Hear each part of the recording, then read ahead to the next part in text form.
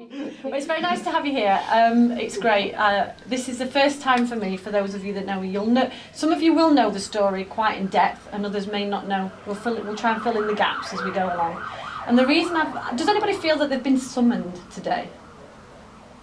It's so good, thank you. I just thought I'd let you know why I'm doing this today. There's three reasons, and this I'm kind of cheating if I'm honest, because being the first event, you will not know what you need to do because it's not like any of you are professional speakers, or are you? No, so I can cheat. So the reason I brought you in today is to get some practice on speaking, because I'd like to have a stab at a speaking career, but I really don't know if I'm going to be any good, if I'm honest. And I just thought it'd be a nice way to get also some feedback from people that I trust. That's you. And because some of you will know and others may not know, I've been asked to do a TV interview connected to my DJ career, which I thought would be a great way to try and get some speaking gigs in the future by providing some footage. And this interview, they've asked me to provide a DVD. Well, I didn't have a DVD, and I still don't at this point, but I will do, because I've now collected some DJ footage, and I'm going to have some speaking footage tonight, thanks to Joe. So that's the reason why I brought you on in here, and I thought it'd be good to test on people that I know, because you'll be honest with me, hopefully. You won't make it up. Fingers crossed. And I just thought I'd do a little small talk on behind the book, really. Where is it? Here it is. So I think Jane is probably the newest person to see this, but for those of you that have or not seen my book, there we are. This is the latest edition, the latest cover, so I'm very pleased that that came in time, bearing in mind that the designer is also working on a ship, and the trials and tribulations of which are getting internet and wanting to send an email, oh, it's not going to send, you can't get online, and it's a bit of a nightmare. So some of the things that we take for granted on land, we have lots of different challenges. So I'm just so grateful that that came in time today. So how many people have actually ever wanted to be on a cruise ship? Helen, okay. How many people have been on a ship?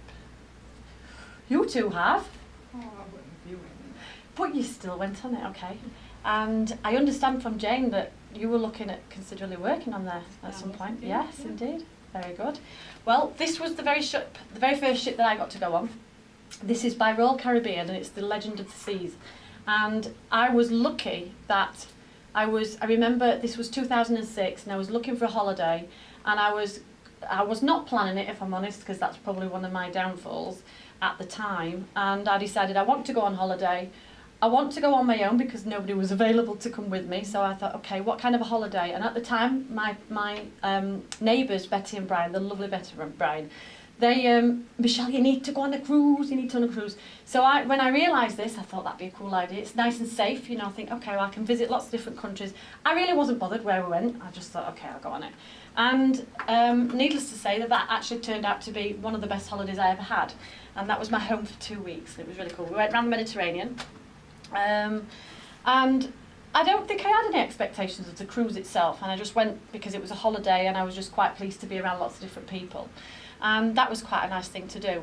On that holiday there was lots of things I kept seeing where people, oh, you should work on a ship, you should work on a ship, and I'm thinking, oh, that'd be really cool, that'd be really cool, but I wasn't quite ready to do it. So 2 years fast forward, I was ready. I thought, okay, I'm going to do this, I'm going to have a go. And needless to say, I say that quite a bit, that's one of my words, needless to say, okay. I have now just completely forgotten what I was going to say. I was doing all right there, it all put me off. Who can I blame? Yeah, I know, nervous. Sure, the big picture of the entertainment. Oh, yeah. Well, I was just going to come to that, but I was going to read from in the book. So, what does everybody think to the uniform? How attractive is that? Not very. No. It's funny because when I showed some of the people that I worked with on princess ships, they all turned around and went, I can't believe it's as hideous as that. They thought theirs was bad, but when they saw mine, well, not that great. And not that all of you will be aware of this, but I had to work and DJ in this uniform. How hot was I in the nightclub? Less the hat and less the scarf, but as you see it, that's what I had to DJ in, okay? So if I'd have known that, I probably said, no, definitely not, I'm not doing that. but it was I had a fun time. I got told a lot. I got told off for being too overpowering on the gangway. So as I'm welcoming people onto the ship, I mean, for most of you that know me, I'm very, yeah, I want to get people welcome on, I want to get them excited for the holiday, and I was really happy that they were joining the ship. But of course, what happened was that I got, no, you can't do that, Michelle, you can't do that. Like people don't want that, people don't want that. But then when they were gone, I did it. And it worked really well, they liked it. So that was that was the uniform that I wore. I had lots of, I would say some of the moments that really stand out for that ship was actually meeting some, well, probably, I think there'd be C or D listed celebrities. One of them being, I've forgotten her name now, the famous Charlie Dimmock. Yeah? She Lady was on one Gardner. cruise. Lady what? Lady Gardner. Lady Gardner, yeah, all right. Not being a gardener but programme watcher, so thank you, Dad. What I liked about her particularly is that she gave me £40 tip. Did you know? Yes, I thought I was really, and all I did was play songs that she asked for. I thought, well, that's no skin on my, I can do that, that's fine. So that was one of the good times. Another person that I met, does anybody watch Brookside, or did watch Brookside? I don't even know if it's still on, to be honest, probably not. Sinbad, the character. You may recognise him. In fact, it's on that one. There we He was are. in something else as well, though, wasn't Pardon? he? He was in something else. Possibly so. So you may recognise him. He was on the ship, but I didn't get any tips from him. He went on Corian for holiday. Did he? I don't know. But I mean, just some of these pictures are just random people that I met and I got acquainted with while I was away. This was a wedding that I did at the time, and what I liked particularly about them is they introduced me to a song. They asked me for a song, and I actually really liked it. I'd never heard of it, and it's the Travelling Wilburys, End of the Line, if anybody's heard of it. Yeah? Roy Orbison, somebody from ELO, I don't remember the other. Yeah, I don't know. I can't remember. No, I can't remember. So they, for me, stand in my mind. That song reminds me of their holiday really, because it was all about them. Well, these were the Caribbean parties. How would you like to work in one of them costumes? Bit random. And then this is just family that came on board that I spent some time with, and we hung around together. I spent a bit of money and things you do, I guess, when you're on holiday. I love Flower Benjamin, don't forget Flower. Oh, you know, that was, thank you, Dad. That was the one I wanted to remember. I luckily got a call from the cruise director who said, we've got, well, if you can, some of you might even know not who it is. There was an old children's presenter on, go on, Di, what was it? The programme, do you remember? Play Away or Play School? Play School. Play School, yeah. And Floella Benjamin was the children's presenter. I got wind that she was coming on the ship, and she says, we need somebody to escort her onto the ship. And I thought, that's so cool, that's so cool. So personally escorting her was just greeting her at the gangway as she came in, and I took her to a cabin. Unfortunately, that particular week, 2 days previously, she'd just found out that her mum had died. So, and her mum was actually supposed to be with her on a cruise, so it was quite a sad time for her. So I did my comforting thing as you do, and I spent time with her and made sure that the flowers were there. So that was a really nice thing to actually personally get to greet her on. That was the best. That was my favourite celebrity. Other pictures include, I have to say, there's some really very funny moments. We do. On the P&O ships that I was doing, it was part of the sail away, and it was a British sail away every time we left from Gibraltar. And so, of course, somebody decided that it'd be great fun to put this little boy with all the flags, and he looks really happy, doesn't he? I don't think I'd be that happy, bless him. And then some old ladies that I met and people, and this was my cabin, my first cabin. I don't know if you can quite see. What's interesting is that even though I changed ships throughout my time on the sea, what I found is that the cabins didn't really change. Pretty much standard throughout, no matter whether it's a British or an American ship. The main, even with the PowerPoints, because on the American ships you've got more, even though they're, I always get confused, the two straight pins for the American, isn't it? Yeah. They have more of the European ones on than they do the straight pins one, which I find a bit strange. So that was my cabin. I got ever so used to it, and I miss my cabin, it's nice and small.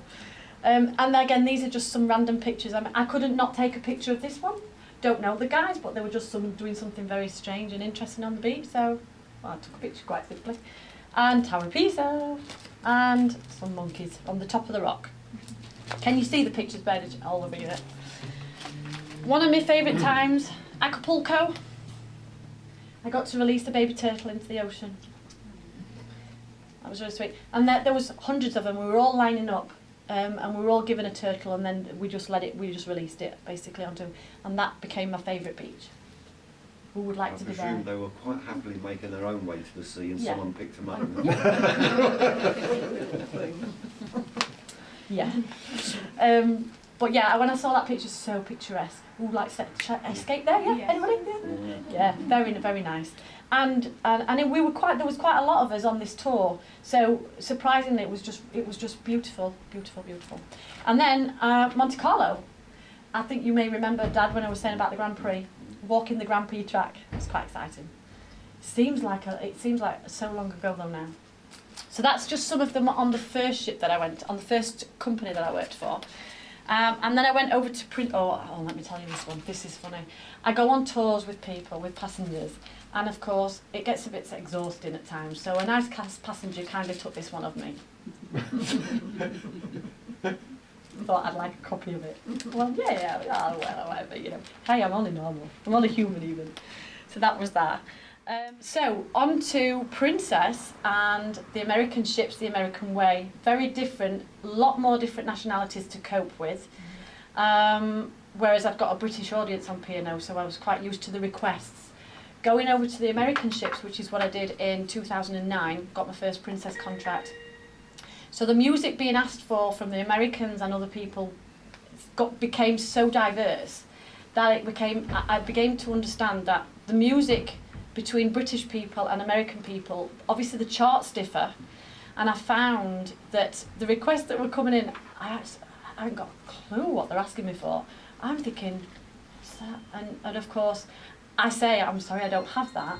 A lot of the time, they were quite pleasant about it, and they were okay, and they were accepting of it.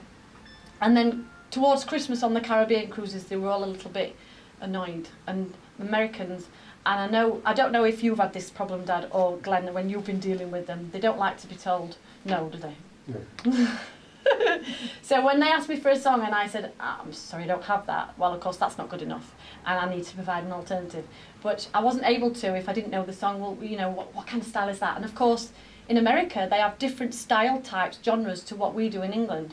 So that became a challenge. And I felt like I was learning about music all again for the first time. So I was so used to knowing and predicting what the British would like, whereas the Americans, it was just completely all over the place. So I lost touch with it all. So how do we get from, you know, working on a ship and as an entertainment officer and DJ to becoming an author? Is when I went back to sea in 2010 in December. A good friend of mine that I met through networking said to me, I was at a point where I was not quite sure of what was happening, and she said, just document your journey, just document your journey. So I went, from the minute I left home, and I remember when we left home, Dad, do you remember the snow? Yes, I do. I weren't sure we were even going to get to the ship. No, Like, that's oh right. my goodness. So we were panicking. To be fair, my fault, I'd not planned in time, thinking, well, my train's leaving at 5 o'clock or something daft, and of course we ended up leaving it a bit late, but by the skin of my teeth, we got there within a minute and the train set off. My goodness, I didn't think I was going to make it. So glad I did. And when I got there, lots of changes, because each ship, and it had only been, I think it had been a year and a half between the last Princess contract to the December 2010 when I went away again. And there'd been so many changes. So what you remember from before in terms of the procedures and the operations of how it works together had all changed by the time I got back. And I was in I got actually I went from deck 4 to deck 7. I thought, oh, this is really cool. And they said that this is the way that they were doing now for guest DJs. I thought, brilliant, okay, that's cool. And so I was quite lucky. I got a nice double bed. Well, that was just wonderful, because every contract after that, I got a single bed again, back down on deck 4. And I thought, oh, okay. Again, this is part of ships, and what you believe to be true when you go one time to the next time, it's all changed. So it's a mindset that you on land don't have, because pretty much you turn up to work and it's like you left it yesterday, but it's not quite like that. So I had to get used to that transition when I'd been told to document my journey, I started writing on my iPhone because it was a tool that I carried around with me the whole time. And what was interesting is that within, I think it was, there was a natural flow about the writing, and I think it was the first week, I thought, I'd actually was reading through it after I'd written for days, every day. And then I just sat having a free time and I wrote and I read through it and I thought, this is really exciting. Is this really me? So much was happening in a day that it was hard to kind of document it all down. I was meeting this person, I was meeting this person, then I was going, and then that just happened. It's like, and it very much, and when obviously on land, you don't get that many changes in a short space of time. So you have a lot of time to digest what's happening on land. On the ship, it's very different because you get sometimes seconds, even minutes, to make a decision because of the changes. So you come away from work believing, right, I'm going to be starting at this time, I'm going to be working in this venue. And then by the time you wake up, there's a message telling you, right, I need you in this outfit, I need you in this venue at this time within a few hours. So it's just change, constant change. But I like the constant change. So what I was going to do is I was going to share with you some of the writing. This would be about a typical day, but it's about half a day. So I wouldn't dream of reading you the whole day because that would take forever. Okay. So I thought I'd just start off, and this was actually Dad's birthday last year. So this was the 14th of January. And I've just written here, before I left home 6 weeks ago, my intention was to write a journal of my cruising journey, because that's what I was planning on doing. Within the first week, I'd written 10 pages. And when I read it, it excited me because so much is happening on the ship every minute of every day. 6 weeks in, and I'm up to 70 pages so far. 6 weeks. And I still have another 6 weeks to go. On the ship, I'm constantly faced with new challenges in this role and way of life. But I'm just making the best of it. I'm gaining so many insights about myself, my life, and the world. Not to mention lots of amazing moments that I'm much happier on the ship than at home. I feel creative around people and full of ideas, although do not want to go off on a tangent without thinking it through. I'm experiencing so many different types of experiences that I'm just so inspired to create something that raises awareness of a particular problem and actually solves it at the same time. Whilst I'm learning how to be an author as I go along, and yet to find the right level of help, amazingly I have 3 titles with concepts. A little content, but more importantly, a list of people who are genuinely interested in buying. Finding my direction has been the biggest challenge of all, and following my heart and gut have helped me the most. I just feel more alive than I ever have. The synchronicity that I'm experiencing has been incredible. I get to an elevator and it's waiting for me.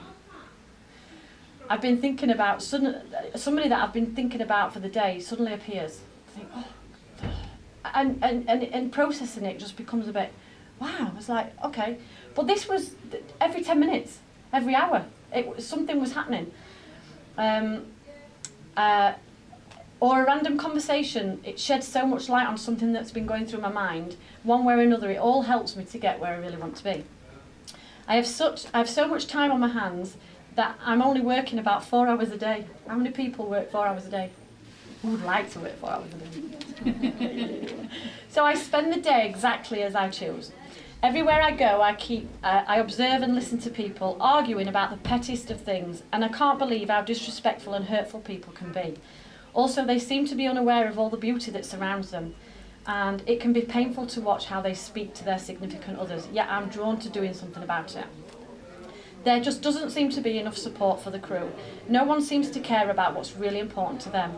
They walk around with their heads down. In fact, one of the parts on the ship, I don't know if I've explained this to anybody, the longest part of the ship, down on deck 4 where all the crew get from one place to another, is called the M1, surprisingly enough. And when I'm walking down, any time I'm down on the M1, people are just, you know, they're just, it's sad, it's really sad to watch because they're just not happy. And so for some people, it feels like a prison sentence. And that's the truth of it. When all they need is someone to believe in them and encourage them to follow their heart's desires. I would love to be that person. I love to lift their spirits and let them know I believe in them and try to support them in any which way I can. And they just seem to be incredibly grateful that somebody actually cares. I choose to be proactive and productive with my time and have at times wondered if I'm being proactive enough. But that's because no one's really pushing me to where I want to be. But for now, I'm exploring what really matters so that I can create a way of life that is right for me and something that I can be proud of. I aim to get back on track financially before I start spending again, and I've worked out that I could be out of debt completely by December. Actually, it became April. That would be so cool. I don't want to make a quick buck, instead secure work outside of DJing and be recognised for my ability to touch others' lives through connecting, engaging and inspiring others. That's what I wrote on the 14th of January, and that just hopefully might give you some sort of an insight as to where I was and what I was kind of going through at the time. And I just went round, walking around the ships, just what can I do for these people? How can I help them? And I came up with the concept that where the crew members, each time I went for an induction on the earlier ships and certainly when I joined the first ship, it was a case of seeing all these crew members it was the same thing every time I went to a ship, and it was a rabbit in the headlights. And I decided that it's got to stop. I need to do something. If only they had the information beforehand, because when you go for an interview, you'll get bombarded with so much information as you do when you board a ship, but you don't necessarily always get the up-to-date information or information that really can give them feel more secure within the roles. And it's not just a new job, it's a new home. Find out, where are you working today? Where is your cabin? Okay, what are my duties? And you're learning it all on the same day, so you just can't think. So I wanted to provide something that would share what had happened to other people. So I badgered just about anybody that I could find and said, would you be interested in helping me with this project? And what surprised me more than anything is that people were happy to do it. It wasn't an effort to get people involved, they just wanted to just do it and help me out. And they saw, like I did, that they actually needed it. And once I checked all that, I checked a fee in terms of what they would expect to pay. And I think originally I was thinking it'd be about £5, but I decided that'd be a bit too cheap. And so I managed to get a lot of people on board with the project, and I think by the time I came home in August last year, I'd got about 140 people involved. But of course, putting 140 people's stories in is going to be a bit time consuming, to say the least. And really, 140 people, is that just a bit excessive? Yes, it was. So I decided to narrow it down a bit, and I managed to narrow down the 20, plus the people, everybody working on ships at different times were not always contactable. So I tend to pick the people that were staying around and were available when I was ringing, when I could contact them, so they could get back in touch and do a questionnaire. And the questionnaires really started off as a paper version in December 2010. What was interesting is that I think what secured it for me in terms of it being viable was not only had the crew on board said that they'd be happy to buy it. I met a guy called Tyler in Fort Lauderdale when we docked on the cruise when I actually went back to sea in December 2010. I was having humongous problems spending on my credit card. How many times have you been away and not been able to buy something? As your credit card, it's not going to allow you to buy. Does anybody else have that problem, or is it just me? So I'd been to several islands, tried to buy, I wanted to buy a CD here, I wanted to buy this, and 3 times it had not allowed me to do this transaction. And I start to think, okay, am I not meant to have them CDs? Is it not buying it? What's the explanation? And it wasn't until we got to Fort Lauderdale that I decided that I need to spend on my card. I've come away, and we're only 10 days into the trip. So fortunately, I was doing some other things, and I was just walking along, and I was exploring Fort Lauderdale every time that I went round it. And every time I went round, I got to know a bit more, and I knew where to go. It became like a bit of a Parkgate thing, Fort Lauderdale, because everything was like in reaching distance. Right, I go around that corner, I get to that shop, and I go around there next. So I knew where I was going then. But on this particular day, I'd spotted this Travelex store, and I'm not sure how I could. Has anybody seen for our travellers in the room, how would you sum up the Travelex store? Like a money exchange. Money exchange. Okay, thank you, Dad. So I went in, not necessarily believing that they would solve my problem, but I just figured I need to sort this problem out. Let's speak to people who deal with money. That'd be a good start. And I did. I went in, and that was my intention. As it turned out, they helped me solve the problem. I got to the bottom of why I couldn't spend on the card, because I learned that Princess, nice as they are, like to deduct £100 from your card as soon as you get on the ship, in case you buy anything on the ship. Right, thanks for telling me. Okay, if I'd have known that, I could have. I bought one of these in the co-op. They do a card that you can prepay dollars on top or euro on, and so I'd got it. I thought I'd got it all sorted, and I got this card with the something like $110 on it.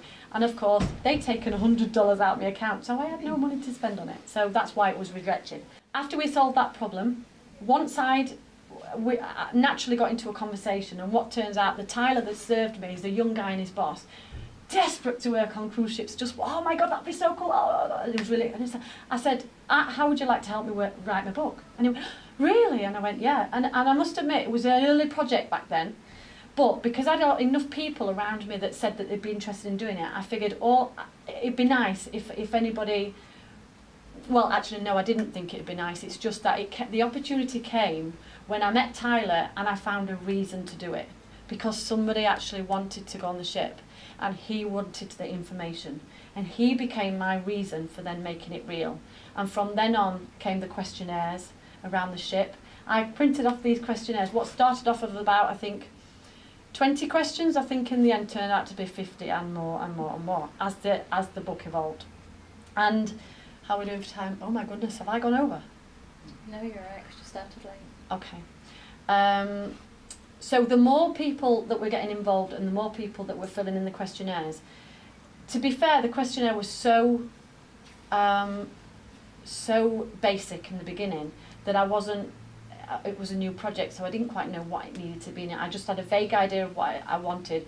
Did the questionnaires, they came back, and they were all happy to, anytime we can help, anytime we can help. And I'm thinking, wow, this is really easy, this is not as difficult. Then came the challenge and the bombshell. The cruise director I was working with got wind of me doing these questionnaires. And there's, in each of the crew members' contract is a clause that you are not allowed, under any reason, under any circumstances, to answer any questions for the media. I didn't quite consider myself to be the media, but I kind of figured it might be connected. So I made a choice. Okay, do I stop this project? And I thought, well, I believe in it, and people have said that they would buy it. People have said that they want to be part of it, and for the bigger reason. I decided to go ahead. However, the cruise director did say to me, you might want to contact this person at head office just before you get too far involved. I thought, okay, cool. So an email goes across to head office. Would it be okay for me to interview the people on board? No. Came the email. Okay, right, okay, so choice. Do I do this? Do I not? Do I listen to what they say? If I had have listened to what they said and actually not gone ahead, this book wouldn't be at the stage that it is now. And I've managed, fortunately, to get round the clause. And luckily, the book is going ahead. And I'm just trying to think if there's anything else I can kind of share about it. The cover, that would be a great one. The cover was quite random. I knew obviously this book was coming together, and I figured I've got an idea what I want. It needs to look like a book. The content was coming together nicely. I needed to get a cover together. So I thought, okay, well, I need somebody who can draw, who can paint. So I went up for lots of cups of tea, as I do when I'm on the ship. And I went up, got the cup of tea, came back down, passed through the gallery, and I thought, all right, I'll just check if anybody knows if anybody can paint. Do you know anybody that can draw on the ship? Yes, you need to speak to Ed in the gallery. So off I go to the gallery, which happens to be about 100 yards apart, really. And fortunately, at that point, Ed was there waiting, and Ed. To be fair, I didn't know him, and I said, is Ed around? I got to see Ed, and I said, I understand that you do some drawing or painting. And he says, yes. I said, well, look, I'm putting a book together and I need a cover. And he said, do you know what you want? I said, yeah, I've got a vague idea. As it turned out, he's got a website full of paintings, and we were happening to dock in, I think it was Aruba the following day, and we were both in Dunkin' Donuts doing his Wi-Fi. And he said, Michelle, come and have a look at this. So he brought his laptop over, showed me a few pictures, and amazingly, his original, I should have brought the original picture, that would have been good. This guy in the picture is Ed. He is a self-portrait. He paints himself in the pictures. Before the ship and the sea and the sky was a railway station. That's his original picture. As soon as I saw his original picture, I said, that's exactly what we need. So that then became the format, the starting point. It was only a few months later and different ships that I got talking to different people who were then able to introduce me to a new designer who said, okay, we'll do this. We can actually we can do all sorts of things. I'll tell my friend about it. Conversation after conversation after conversation, got his number. I said, look, this is what we've got so far.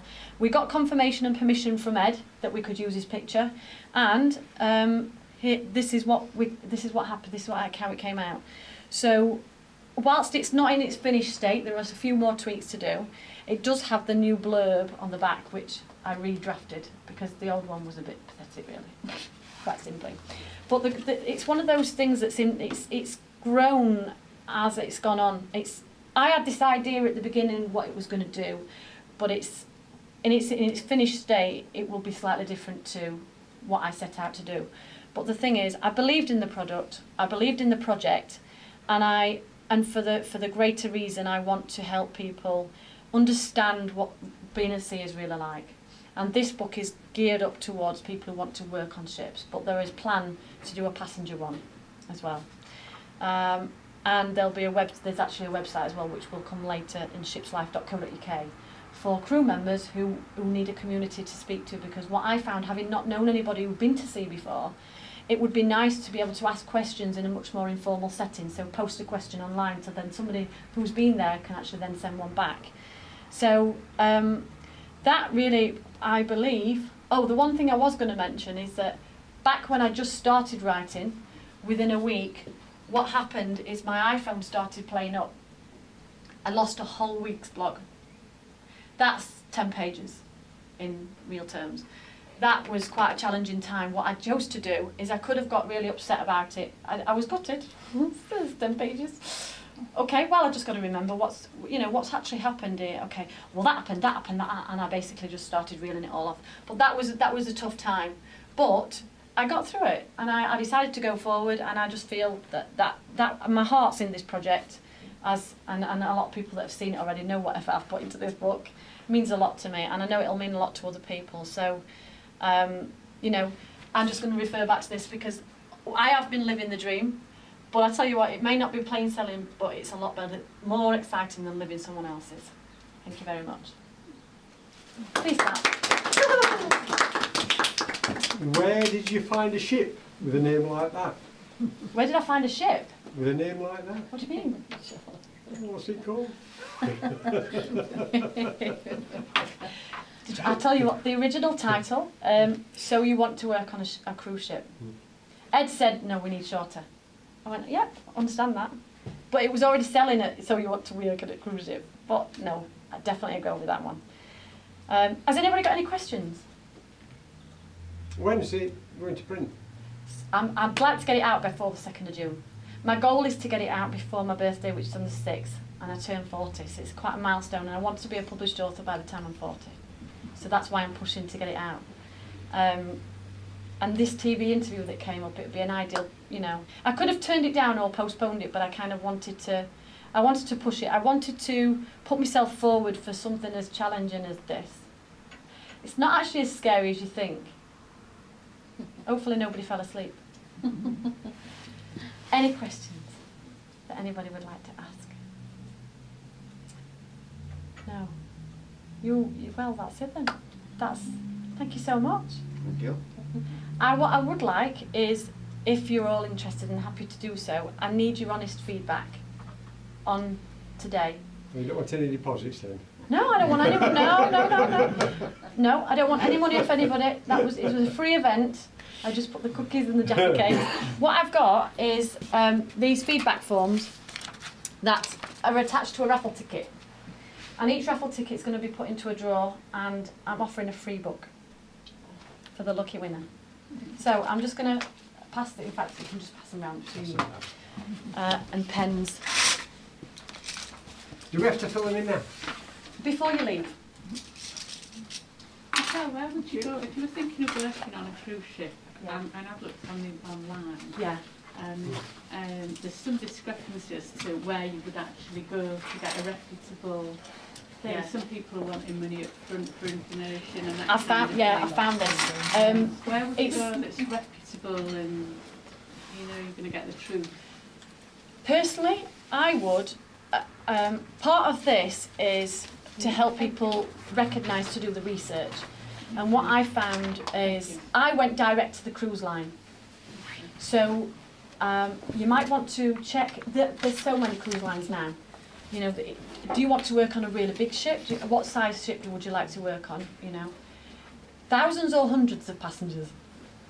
That's the first thing. Find out what the companies have got on offer, because each line has got different things. They've all got pros and cons, every one of them.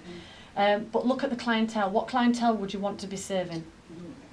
Yeah, exactly. Because, for example, like Princess and P&O they're quite medium in terms of this. It's like it's a good service that they offer, and each company specialises in one particular thing that they do. They excel at more than anything else. And Princess, who I've had the most experience with, they're hot. They're very hot on customer service. Right. So if you want to work on, if that's an area that you want to do more of, then I would say that'd be a good line to try. It's an American company, but to be fair, in all fairness, I have no regrets. I started with P&O. I don't have any regrets starting with P&O because it was British, it was familiar. It was only when I went to Princess that I was working with a whole new ball game of different people, and the passengers were a lot more multicultural than British, obviously. So they weren't as whinging, like British are when they go, oh, British weather. So again, just do your research, just find out what it is you want. I would go direct to the line. Now, just because there's no jobs being advertised doesn't mean that you can't get a job. Because I proved, as I've written on the back of part of the opening on the back, I secured a position within, I think it was about 2.5 weeks, in all fairness. After making that decision, because I checked on, I think it was P&O that I was advised originally from my neighbours, Betty and Brian, and that turned into, okay, well there's no jobs going, okay. Oh, the first one was Royal Caribbean, because here I'd sailed with Royal Caribbean. That's why I applied to first. And I just went online. No jobs being advertised, and I thought, okay, well I'll give it a try. When I got to actually email them direct, I got an email back within 12 hours. I sent it off late the night before, and I got a response by 8 o'clock the following morning. That just blew me away. They were asking me to reapply in 4 weeks. And I didn't want to wait 4 weeks. I wanted to actually make it a little quicker. And that's when I then went to P&O, because Betty and Brian were saying, oh, try P&O. Went to P&O, and I got a letter back then within 2 weeks to say, we'd like you to come down for an audition. And it was 4 days later then that I got the job. So in the space of 3 weeks from that decision, I got the socket. But then it took 3 months for me to get, for my ship to come in. So yeah, so I would definitely recommend applying direct. Even if there's no jobs, yeah. Failing that, there's lots of, if you have to pay, don't do it. Right, that's what That would be my advice, because you shouldn't have to. But there's lots of scams out there that are charging. The charges tend to come from different nationalities. So when the Filipinos apply, when the Indians apply, they have to pay, and Serbia, they have to pay a fee to get on the ship. And they have to pay for the visas, and sometimes it's in the region of about $1,000 for them, just to apply. So I didn't pay anything, and I don't see why you should have to. Not saying that is the right or wrong way to go. That's what worked for me. But there's ways in, you don't need to. But I'd like to set up a community where people can ask all these questions and so. But I don't consider myself to be an expert on getting a job on the ship. No. But I'm happy to share how it worked for me. It's more a case of, I want to introduce you to what you can expect when you get there, really. So, you're very welcome. Yay. God, and I didn't need much water, I'm surprised. If anybody wants to have a look at the feedback that I got from the passengers, I collected it in a nice little booklet here. So as you can, for every cruise, the passengers then, there's 2 ways that the passengers can actually report the feedback of how they found that cruise. They get given a questionnaire at the end of every cruise, where each department is divided into sections, and they have to score what they thought to the entertainment, what they thought to the food, what they thought to this venue, And so you end up with this scores at the end, and if an entertainer is not got high scores, then they don't come back. So luckily for me, on top of that, they also get the option of filling in these. Each line calls it just something different, but for P&O it's called an Outstanding Performance Award. Now, me being cheeky would say to people, if you really liked what I do, will you do me a favour for this? I'm trying to get an award. And I was genuinely trying to get an award. What I realised is if you have to do something really, really drastic to get an award, you have to save somebody's life. And of course, playing music, you don't really save. I think I'm saving somebody's life, and people would say, "Yeah, that's so cool. You played my favourite song," but don't quite see it like that. So, if anybody wanted to have a look at that, then these are just some of the passenger comments that have come, and then pass it round if anybody wants to have a look. And that's what I've collected over the last 3 years. Yeah. Any other questions? No.